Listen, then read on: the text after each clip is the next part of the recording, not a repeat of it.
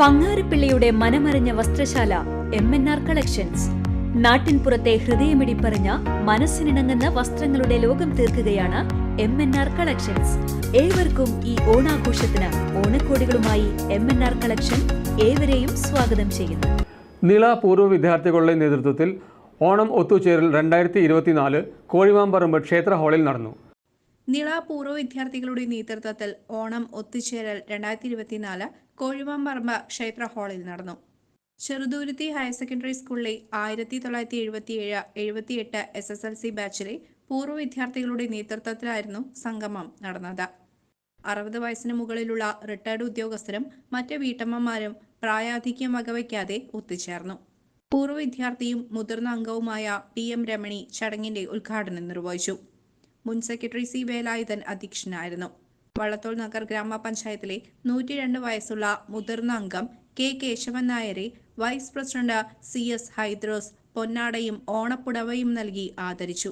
ചടങ്ങിൽ നിള പൂർവ്വ വിദ്യാർത്ഥികളുടെ ഡയറക്ടറി ബുക്ക് E ഇന്ദിരയ്ക്ക് നൽകി VV മാത്യൂസ് ഉദ്ഘാടനം ചെയ്തു.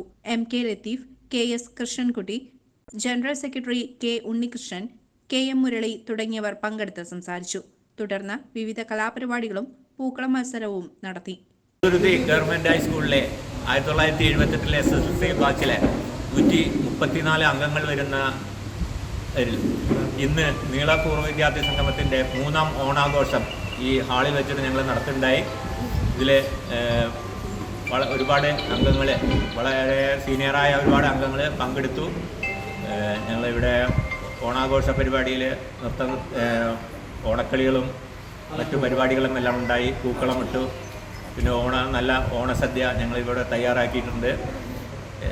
പിന്നെ അതിലുപരിയായിട്ട് നല്ലൊരു ചടങ്ങെന്ന നിലയിൽ വള്ളത്തോൾ നഗർ പഞ്ചായത്തിലെ ഏറ്റവും സീനിയറായ കണ്ടകുമരത്ത് കേശവൻ നായരെ ഞങ്ങൾ ആദരിക്കുകയുണ്ടായി. 101 വയസ്സാണ് അദ്ദേഹത്തിന്. റിട്ടയർഡ് റെയിൽവേ ഉദ്യോഗസ്ഥനാണ്. ഞങ്ങൾ ഈ പരിപാടികൾ 3 വർഷമായി തുടർന്നു വരുന്നു. ഇനിയുള്ള വർഷങ്ങളിലും ഞങ്ങൾ ഇത്തരം പരിപാടികൾ നടത്തുന്നതാണ്. ഇടയ്ക്കെല്ലാം ടൂറ്, അങ്ങനെ സംഗമങ്ങൾ, അങ്ങനെ എല്ലാ ചാരിറ്റി പ്രവർത്തനങ്ങൾ, അങ്ങനെ ഈ നിള പൂർവ്വ വിദ്യാർത്ഥി സംഘത്തിൻ്റെ ഒരുപാട് പരിപാടികൾ ഞങ്ങൾ ഇപ്പോൾ നടത്തുകയുണ്ടായി. ഇനിയും തുടർന്ന് അങ്ങോട്ടും ഞങ്ങൾ ഇത്തരം പ്രവർത്തികൾ തുടർന്നുകൊണ്ടിരിക്കും. News desk CCV.